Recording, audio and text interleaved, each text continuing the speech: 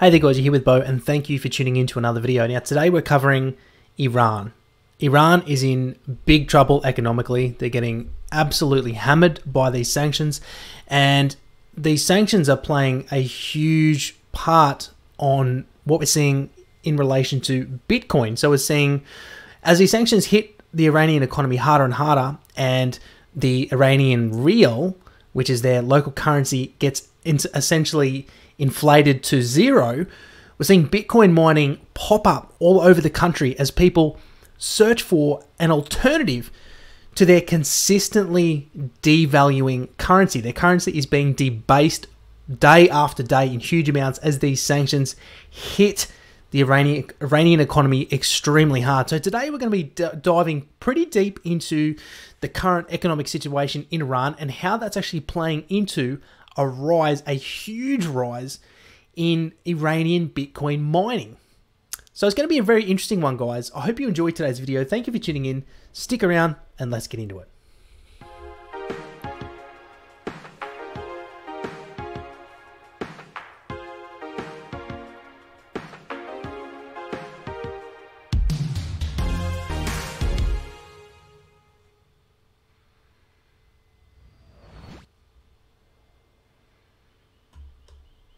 Welcome back, guys, and thank you for tuning in. You are here with Bo Stoner from Cryptocurrency Australia, the place where Bitcoin, economics, and politics come together. Now, today we're discussing and deep diving into Iran.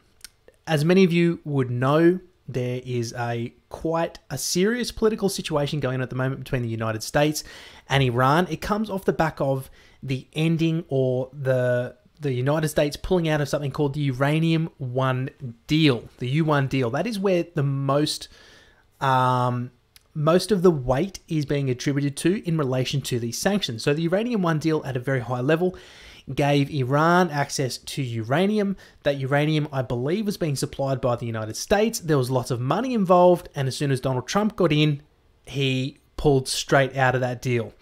This is a good thing for the world. It's a good thing for the global economy. But what we're seeing things play out over time as there's been a lot of pushback. There's also been a lot of pushback from Europe, who have wanted to stay in the deal. So anyway, at a high level, that's what's caused a lot of these sanctions. Now, Iran has not wanted to just give up their nuclear weapons program. So what the United States is doing in retaliation for that, and in retaliation of the recent attacks on things like oil tankers in the Straits of Hormuz and the downing of the drone, is sanctions, economic sanctions, meaning that essentially both Iran and any countries that deal with Iran that have some affiliation with the United States can no longer do so. Otherwise, they get blacklisted and other kinds of penalties get incurred by the United States. The United States, being the global superpower, has all the leverage to impose these things. And literally, they can cripple an economy in a very short amount of time. And that's exactly what we're going to see here with what's happening in Iran. Now, starting off with this article to tie it into what is happening with Bitcoin mining, as we see a very interesting, essentially free market mechanism occurring in relation to what is happening with these sanctions as citizens seek an alternative form of money. So starting off with this article here, Bitcoin mining puts pressure on Iran's power grids. Producing one Bitcoin costs around $2,700 in subsidies. Crypto mining blamed for electricity consumption surge in June. The electricity-intensive process used to create units of the digital currency Bitcoin has led to a surge in Iranian energy consumption, putting unprecedented pressure on power grids and forcing officials to cut off supplies to so-called mining farms, according to state media. Iranian miners are taking advantage of the nation's subsidized power rates and are even mining from mosques, which are entitled to free electricity. Humayun Hayri, Deputy Minister for Electricity and Energy at Iran's Ministry of Power, told the semi-official Iranian Students News Agency. Electricity consumption in the country jumped by 7% in the month ending June 21. Mustafa Rahabi Mashhad, spokesman for the Tadvin Electricity Company, told State TV in an interview earlier this week. He blamed crypto miners for the surge. The production of each Bitcoin uses the equivalent of the annual consumption of 24 properties in Tehran, or one property's consumption of electricity for 24 years. He said, that is unbelievable.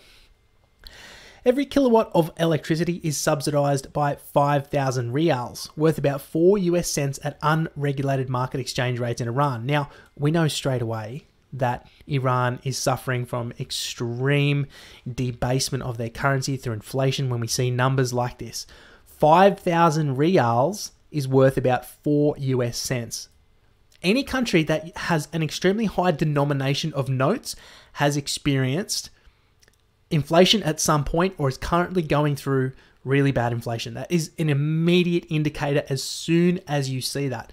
But isn't that unbelievable? 5,000 rials is worth just 4 US cents. I mean, that is mind-blowing. Reading on. This means the production of a single unit of Bitcoin takes about 350 million rials in state subsidies, or around 2,700 US dollars, according to MER, a semi-official news agency. Bitcoin traded at $11,770 as of 6:45 in Tehran on Friday, up 38% this month and more than 200% this year. Iran's power ministry is considering enforcing a special tariff on miners in order to mitigate the cost and reduce the burden on power stations, according to Hayri, the deputy minister. Several mining farms across the country have had their electricity supply cut off and mining machines seized by authorities, according to the Islamic Republic news agency. Iranians have turned to cryptocurrencies as they seek ways to avert US government sanctions that limit their ability to access hard currency. Iran's central bank banned the use of cyber currencies in financial transactions last year, citing concerns about money laundering and crime. Now, before we go off, I just want to say that, you know, it's always really disheartening to me and disappointing when the countries that seem to be suffering the worst economically seem to be, and this is just an anecdotal assessment on my part, but seem to be the ones that are toughest on Bitcoin and cryptocurrencies. So these countries get themselves into a position where they're facing sanctions or economic duress, but then they punish the citizens by seeking an alternative like Bitcoin when they're literally just trying to survive. So in Venezuela, there was a big crackdown on Bitcoin and crypto mining last year. It may still be ongoing. But the Venezuelans were literally searching for a hard alternative to eat bread at the end of the week. Like, it is that dire over there that they were seeking this alternative. It was essential. I mean, what have they got to lose when everything is being taken away from you, when you're getting paid a couple of dollars a week, when your currency is being inflated by thousands of percentage points per week? What have you got to lose? You've got to explore alternatives to feed you and your family. And then these countries are also the ones that come down on their own citizens hard by banning the use of Bitcoin and cryptocurrencies. It's like, it's hard to explain the frustration you feel for the people that are the ones being punished. The own citizens are the ones being punished. And anyway, it's just interesting that we're also seeing this same move from Iran that are getting smashed by US sanctions because of this geopolitical situation, but then the Iranians are getting punished by the crackdown on Bitcoin and crypto. But anyway, I digress. Moving on. So what is interesting is normally when you have this kind of economic turmoil in a country, you can see a direct correlation to Bitcoin trading volume in the country. Over here on CoinDance, what we can do is we can look at the trading volume data coming from Local Bitcoins. Local Bitcoins is a peer-to-peer trading platform. So instead of using a centralized exchange, people can buy Bitcoin directly from individual vendors. So if I've got some Bitcoin I want to sell, I can become a vendor and I can say accept PayPal, I can accept bank deposit, or I could accept gift cards. I become my own little merchant, my own little vendor. And we can measure the trading volumes occurring on the platform using website analytic platforms like CoinDance. But here's the thing. Local Bitcoins banned Bitcoin buying in Iran.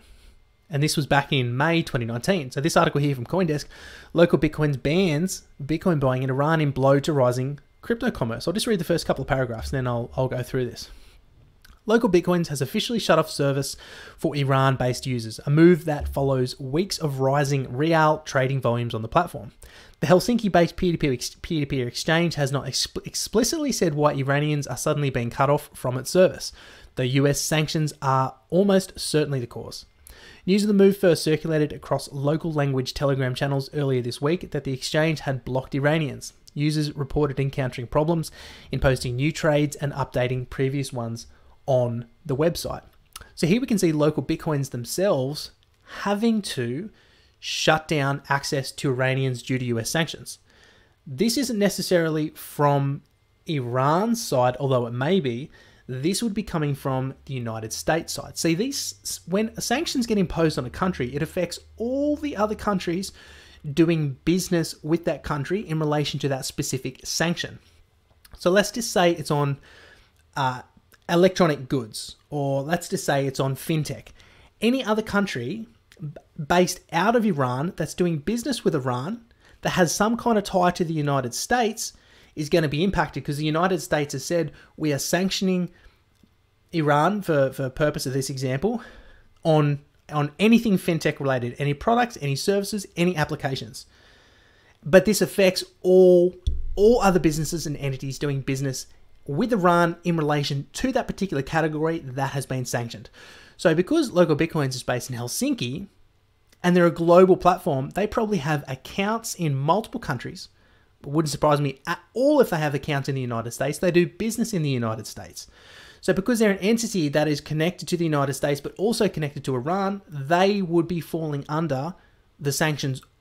Or, as I said, it's Iranian imposed, but unlikely, or it's just too high risk for them to do, so they've had to pull out.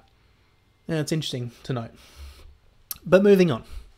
What we can see over here, guys, when we come to trading economics, we started getting into the economic side of things and starting to look at just how bad the situation is over there at the moment.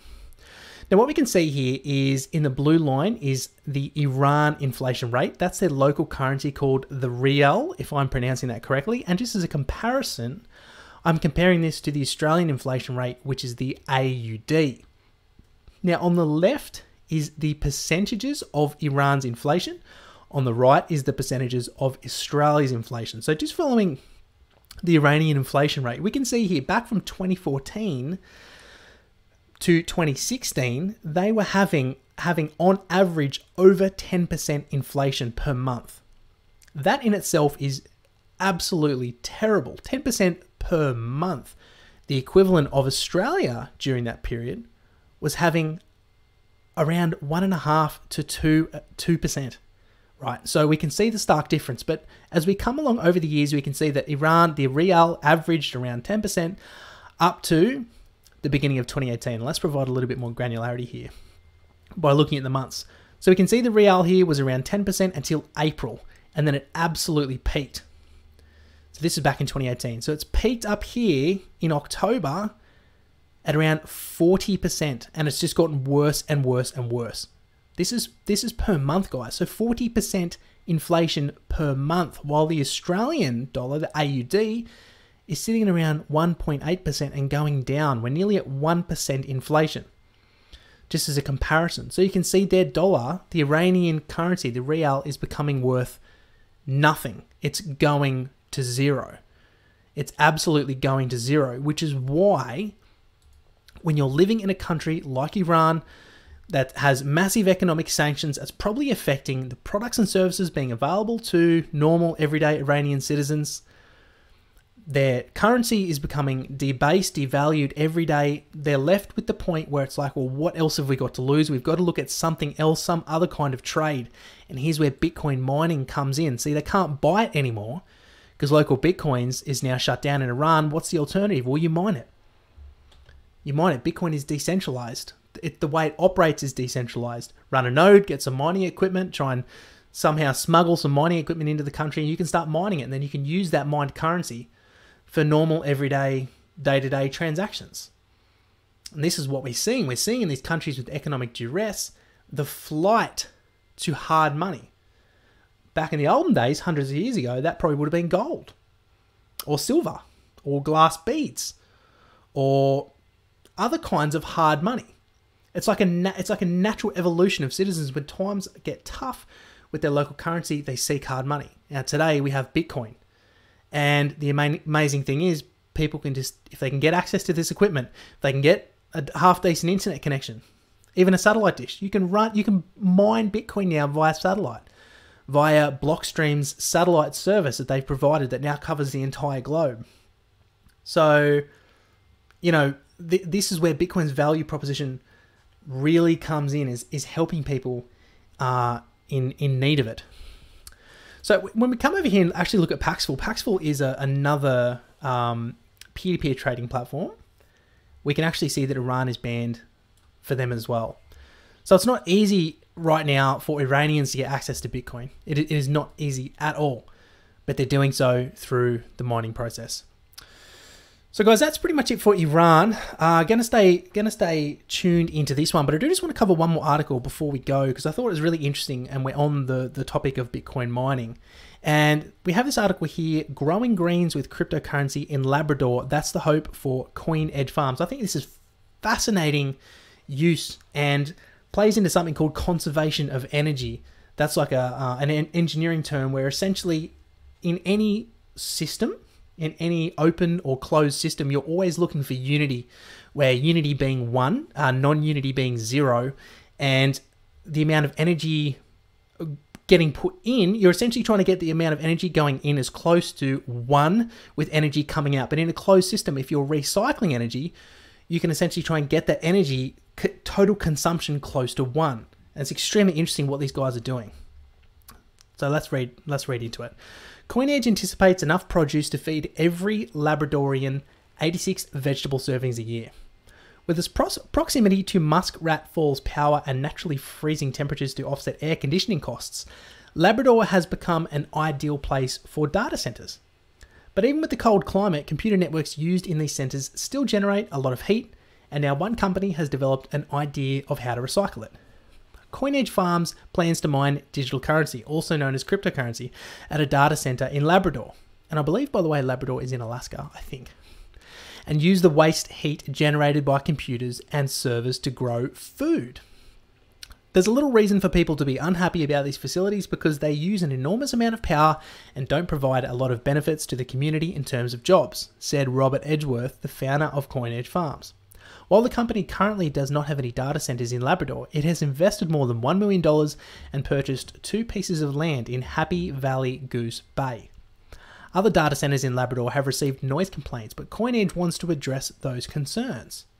We're engineering the building specifically to manage the noise, so all of the fans that are moving air are built within the structure so that the noise is contained. We're also engineered the fan sizes to be substantially over the required airflow so that they don't run at full speed.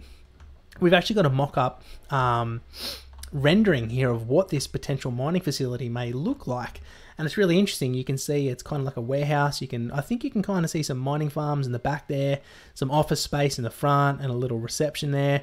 And essentially what they're trying to do is use a vertically integrated farm setup where the heat from these machines rises up through different floors, and then that heat is used to create a decent ambient temperature to grow food, which I think is an amazing example of energy conservation through using heat loss through the mining process to create another business on the side. Because what these guys would be doing is they'd be selling these vegetables.